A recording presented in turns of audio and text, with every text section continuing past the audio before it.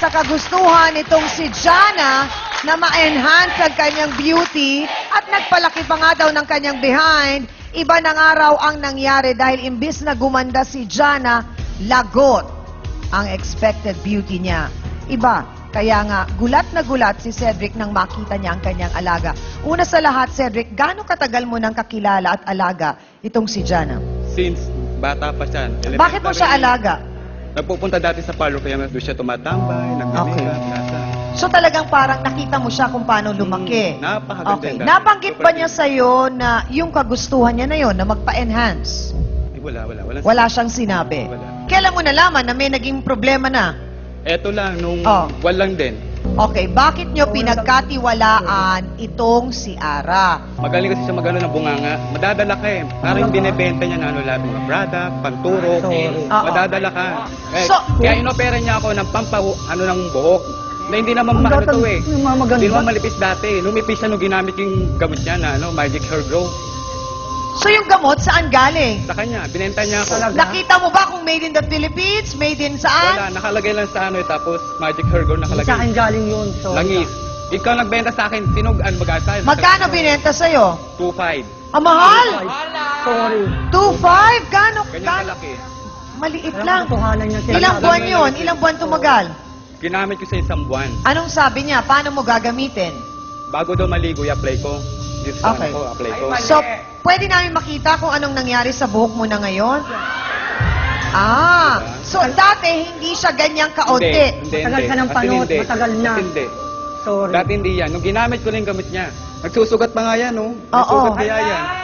Okay. Balikan natin yung nangyari kay Jana. Nung wala pang nangyayari sa mukha ni Jana na pagbabago, anong itsura niya? Sobrang kinis. As in, Sobrang kinis. Pero kung sinasabi mong maganda na si Jana, bakit kailangan niyang pakialaman ang mukha niya? Siguro, para gusto niyang maging dito yung ano niya, lumaki. Nagpaano talaga siya, saka dito, para So mawala nagpalagay ng cheekbone. yung- Kaya nangyari, Oo. pumangit. Ah, Pumangit ang mukha niya. ilong, hindi pinagawa.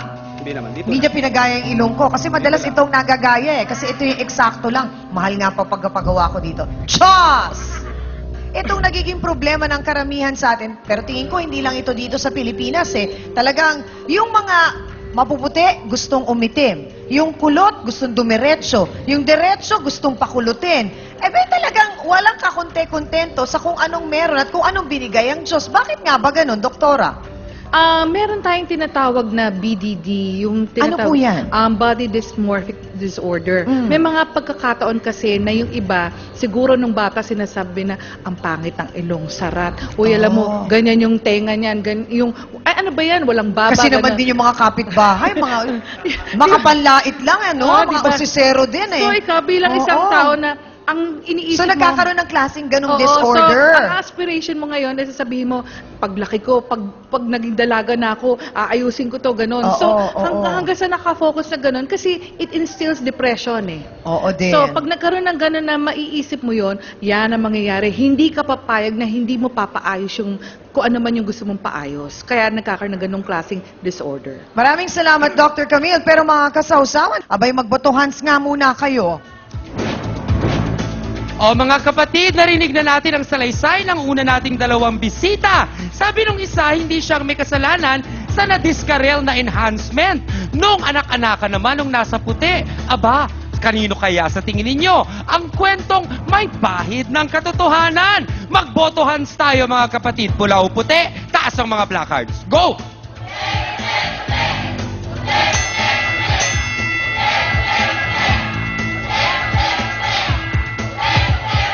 Abat siyang hindi ka takataka na sa ngayon ha, ang nakikita natin halos ay puti lang ang nakataas.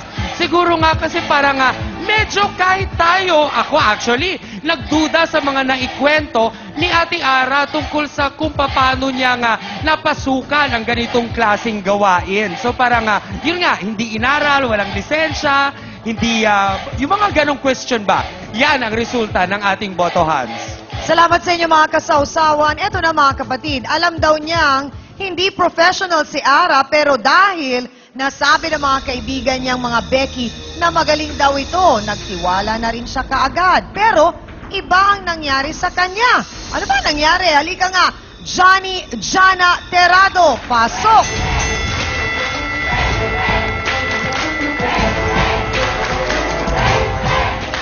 Jana, ang sabi ni Ara kanina, isa ka sa mga nakontento sa ginawa, na parang happy naman daw. Nung una po, happy ako. Okay. Kasi maganda pa yung una eh. Ano ba ang pinagawa mo? Yung cheekbone ko po sa yung chin ko. Tapos, nung in-inject niya po, okay pa po. After sabi niya, huwag mo babasain. Hindi ko naman talaga siya binasa kasi alam ko naman talaga yung... Ayun talaga kasi Katawan mo, talagang marami ka. dapat na hindi talaga babasain kasi naka-open course. Magkano yun. binayad mo? 4,000 talaga binayad ko sa kanya. Sila sabi Sinungaling, ko, 2,500 na 2,500. binayad ko. 2,500. Kapal naman ang mukha mo, sinungaling Tanong mo, ka dyan pa. sinungaling. Nandun sa Japan. Kapal naman ang Sinungaling pesos ka. mo. Saan? 4,000 ang binayad. 4,000 po, wala, binayad ko. Okay, so Kasi anong talagang nangyari nakikita mong ko ng naging resulta. pagbabago Talaga? sa mukha mo? Wala na, pumangit lang ako. Wala ka Pa- sarili mo. Ang gagawa nito, kumangit. Paano pumangit? Ayan po, ma'am, oh. Tingnan niyo po, ang daming mark ko. So yung mga mark na yan, Kung hahawakan niyo po yan, ma'am, may mga ano yan, oh. May mga bukol-bukol po yan sa loob, oh. Ganda-ganda ng mukha niya. Super kinis. so baka naman kasi binilin mo ba na dapat Oo. masahihin? Baka Ito, massage hindi ko nila araw-araw. Hindi naman minasage. kailangan matahin araw-araw yun, eh. Alam ko po kasi may mga kaibigan ako na Baka yung nagpapa-inject. in-inject na mo, oh. Ayun nga po, tingnan mo, ito nga po, tingnan, ang dami kong mga bubo dito sa mukha ko, oh.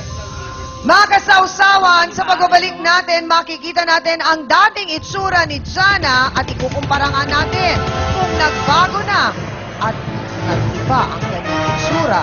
At nakakaloka ang issue natin today. Grabe.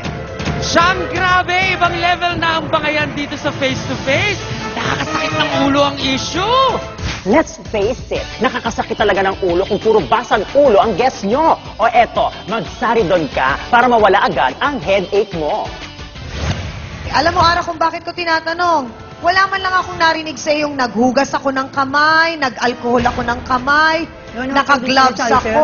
Sanitizer po meron po. Ay, iba ang sanitizer, te. Ito ang ginamit ko. Te, iba ang maghugas ng kamay bago mag-alcohol. Kesa wala kang ginawang ganon. Wala po, basta diretso lang po inject sa kanya. Talikuran